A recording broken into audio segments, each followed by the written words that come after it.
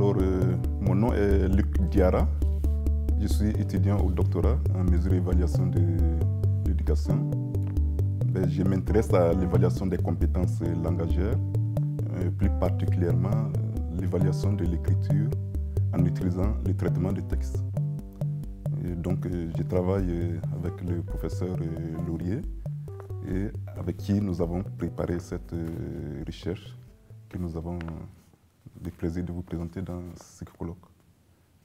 Notre communication s'intitule Correcticiel et écriture en français, comparaison entre les modalités d'évaluation manuscrite et informatisée.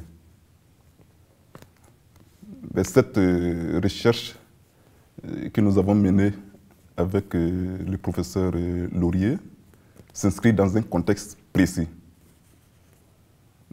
De plus en plus, on utilise l'ordinateur pour écrire, donc l'écriture ne se limite plus à l'utilisation des papiers crayons traditionnels. Dans ce contexte, comment est-ce qu'on doit évaluer l'écrit? Si on contraint tous les élèves, tous les candidats à l'utilisation du papier crayon traditionnel, on risque d'introduire un biais parce que ceux qui ont développé un peu plus d'habileté dans l'utilisation du papier, dans l'utilisation du traitement des textes, seront défavorisés. Et justement, il y a des études qui ont montré que les élèves habitués au traitement des textes, lorsqu'on les contraint à l'utilisation du papier crayon, ils ont une performance en deçà de la normale. Dans ce contexte, qu'est-ce qu'on doit faire? Une des meilleures options possibles est d'offrir aux candidats le choix entre les deux modalités d'évaluation. Comme ça, ceux qui ont une meilleure habileté dans la manipulation du papier crayon vont choisir cette modalité et ceux qui ont de meilleures habiletés utiliseront le traitement de texte.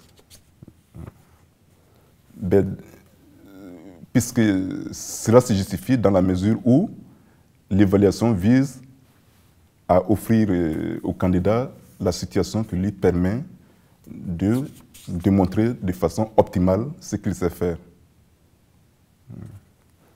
Cependant, dans la perspective d'offrir les deux modalités, il y a des questions qui se posent. Les deux situations sont-elles comparables? Qu'est-ce qu'on fait des correcticiels? Les correcticiels, c'est les correcteurs orthographiques et grammaticaux. Est-ce qu'il faut les désactiver? Selon une opinion très répandue, les correcticiels offrent un peu trop d'avantages, trop de facilité à celui qui utilise l'ordinateur.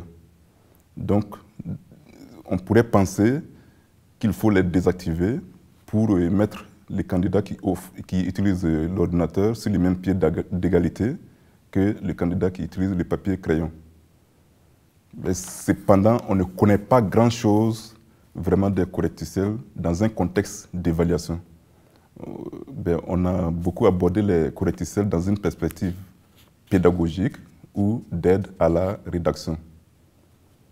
Donc c'est tout ça qui justifie en fait la pertinence de notre travail, qui a consisté à apporter un éclairage sur l'utilisation des correcticiels dans un contexte d'évaluation.